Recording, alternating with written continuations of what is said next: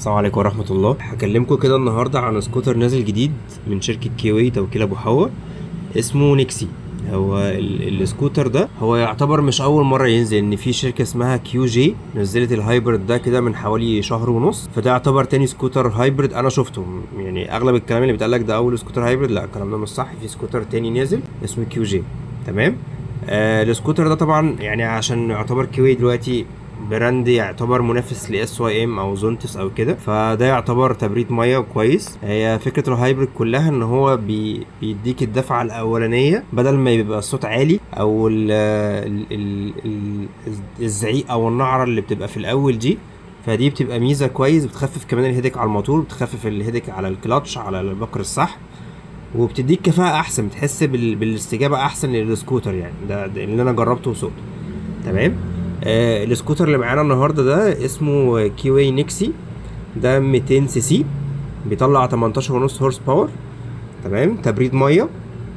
عشان طبعا لو حابب تطول في مسافه السفر او حابب تشتغل بيه وكده، يديك يعني عمر اطول شويه.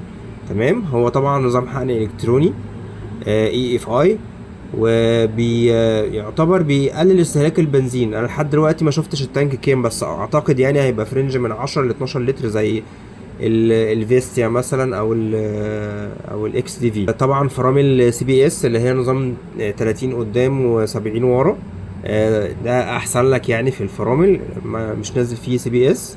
وفي برضو كيلس انتري اللي هي نظام البصمه، فيعتبر برضو من حاجات النيو تكنولوجي كويسه. الاضاءات بتاعته كلها ليد بالكامل قدام وورا، والشاشه بتاعته تي اف تي، فبرضو الشاشه كويسه جدا.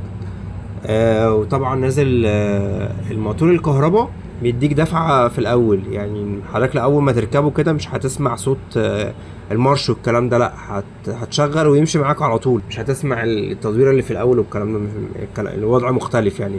اللي عارف موضوع الهايبرد حتى في العربيات نفس الكلام، وسي في تي برضو كل حاجه، بس لسه برضو ما عندناش تفاصيل عن قطع الغيار، مدى التوافر، الكلام ده. بس قلت اعمل لكم الفيديو ده عشان لو حد بيفكر فيه.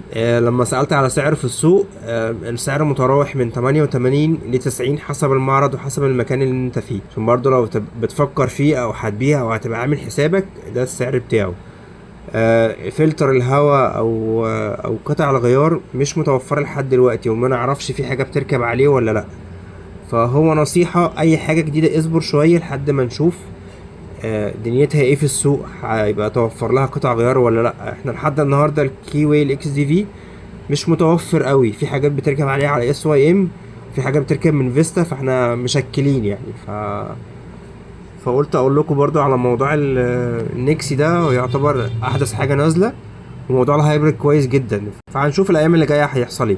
ولو حد عنده تعليق او عايز يستفسر عن حاجه اكتب لي تحت في التعليقات ان شاء الله، واحاول افيدك باللي اقدر عليه. شكرا، سلام عليكم.